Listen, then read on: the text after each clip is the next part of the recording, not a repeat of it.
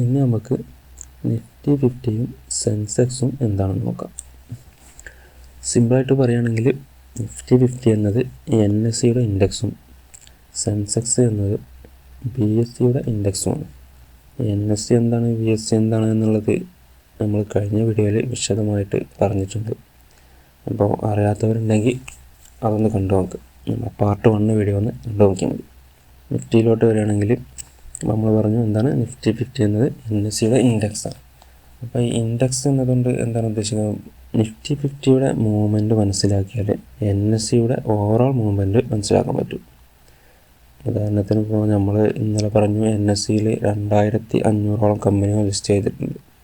അപ്പോൾ ഈ 2500ഓളം കമ്പനികളുടെ പ്രൈസും നമുക്ക് നോക്കേണ്ട ആവശ്യമില്ല.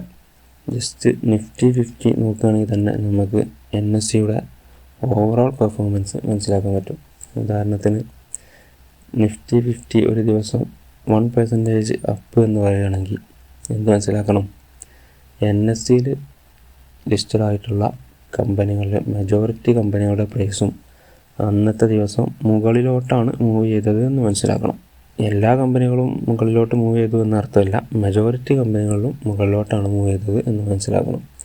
അതേപോലെ BSE 1% ഡൗൺ ആണ് എന്ന് പറയുകയാണെങ്കിൽ BSEയിൽ ലിസ്റ്റ് ചെയ്തിട്ടുള്ള മെജോറിറ്റി കമ്പനികളുടെ പ്രൈസും ആ ദിവസം താഴോട്ടാണ് മൂവ് ചെയ്തത് എന്ന് നമുക്ക് മനസ്സിലാക്കണം. നിഫ്റ്റി ഇൻഡെക്സിന് വേണ്ടി പരിഗണിക്കുന്നത് NSEയിലെ ടോപ്പ് 50 കമ്പനികളുടെ പെർഫോമൻസാണ് നിഫ്റ്റി 50 ഇൻഡെക്സിന് വേണ്ടി പരിഗണിക്കുന്നത്. സെൻസെക്സിന് വേണ്ടി പരിഗണിക്കുന്നത് ടോപ്പ് 30 കമ്പനികളുടെ പെർഫോമൻസാണ് സെൻസെക്സ് എന്ന ഇൻഡെക്സിന് വേണ്ടി പരിഗണിക്കുന്നത്. ഇത്രയൊക്കെയാണ് നിഫ്റ്റി 50യെക്കുറിച്ചും സെൻസെക്സിനെ കുറിച്ചും പറയാനുള്ളത്.